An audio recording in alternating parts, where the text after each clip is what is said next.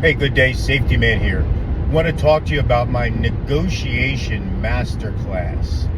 Negotiations happen much more often than we think. We may not call them negotiations, but just think of the last time you went into your boss and wanted to talk about maybe getting a promotion or a transfer or a raise.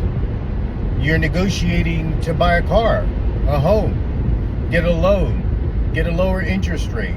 You're negotiating because one of your team members or employees violated a policy, a procedure, or maybe even you're involved in the law enforcement community and you have to determine if someone is a witness, an associate, or suspect in a criminal activity. They all involve some sort of negotiation where you're seeking information, you're seeking answers, you're seeking clues.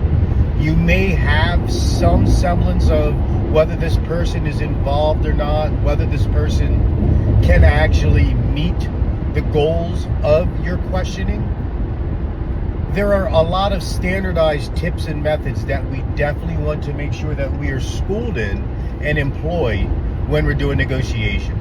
Now, in the negotiation masterclass, we're going to go over 10 of those things, but I want to give you one really good one now that you can use almost universally, whether you're negotiating with a 6-year-old to see if he took a cookie out of the cookie jar or any other thing. Number one is you want to establish and know the baseline. How does this individual normally handle questions, normally communicate, normally maybe even answer a question that's somewhat difficult, but they don't have any reason to lie? You want to establish that baseline, that norm.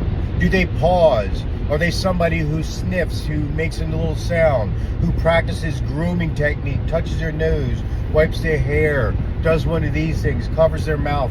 All these different things. One of those by themselves is not necessarily indicative of lying or deception.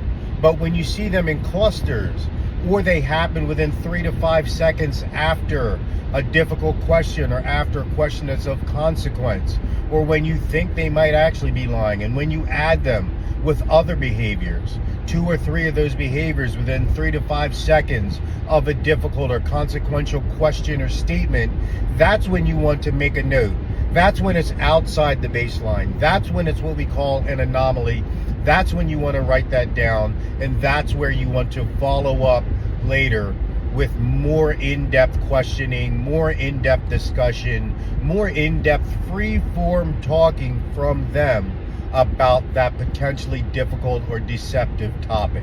So establish that baseline through normal conversation and your history in interacting with that individual, and then look for those anomalies, 2 to 3 indicators within 3 to 5 seconds of that difficult or consequential question, and you may in fact have yourself an indication of deception, or at least being uncomfortable discussing that situation. Contact me at the link below to schedule your negotiation masterclass. Safetyman.co, at Safetyman.co on all social media. Be safe, stay ready, and train now.